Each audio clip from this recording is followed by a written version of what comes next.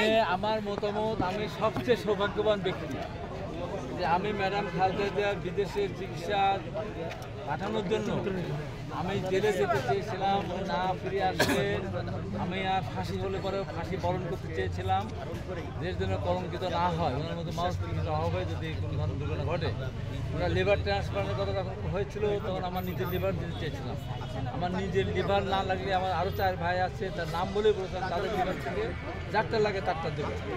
আজকে সেই বেগম খালেদা জিয়া মুক্ত এবং ঐতিহাসিক ঘটনা যে কুয়েতের আমির দিয়েছিলেন টাকা, সেই টাকা ধরেন না সই নাই, সেই টাকা নিয়ে মিথ্যা সাজা দিয়ে ওনাকে দীর্ঘদিন বিদেশ যেতে দেন নাই। আজকে দেখেন আল্লাহ রহমতে উনি ফ্রি হয়ে যাচ্ছেন এবং কাতারের নামে আজকে তার ব্যক্তিগত অ্যাম্বুলেন্স পাঠিয়েছেন। এই পৃথিবীর ইতিহাসে এর যে বিরল ঘটনা আর আমার জানা নেই। আর আমি এই কারণে যে আমার লিভার দিতে চেয়েছিলাম, আমি কারাগারে যেতে চেয়েছিলাম এবং আমার আপনার মনে আছে আমি যখন উচ্চ আদালতে আমার বিরুদ্ধে যখন সুমোটো করে আমাকে বলা হলো, আমার এই অনুষ্ঠানে দেখানোর পর ওনাকে যে শাস্তি দিতেছিলেন বিচারপতি আখতারুজ্জামান, তার বিরুদ্ধে বলেছিলাম। সেই কারণে আমার আদালত আমার ভিডিও দেখানোর পর বলেছিল এই কথাগুলো আপনি বলেছেন কিনা শপথ বাক্য উচ্চারণ করে বলেন।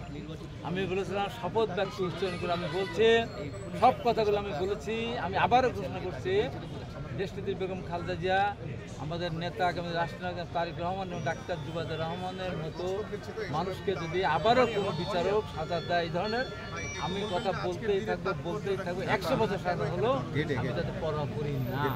আজকে মহান আল্লাহর রব্বুল আলামিনের দোয়ায়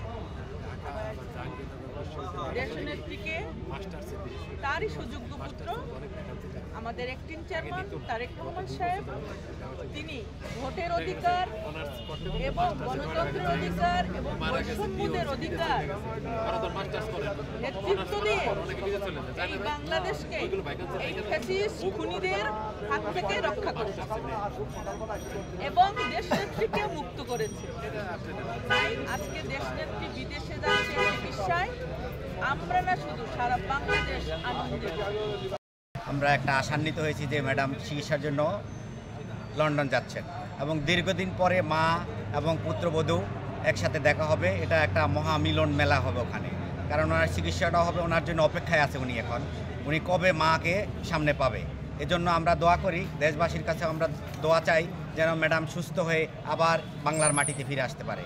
সেই শুভ দিন, যেদিন আজকে আমাদের নেত্রী দেশনেত্রী বেগম খালেদা জিয়া দেশের বাইরে কোনো চিকিৎসক যাচ্ছেন এবং সেই সাথে আরেকটা খুশির সংবাদ হলো যে মা এবং ছেলে আজকে একত্রিত হবে।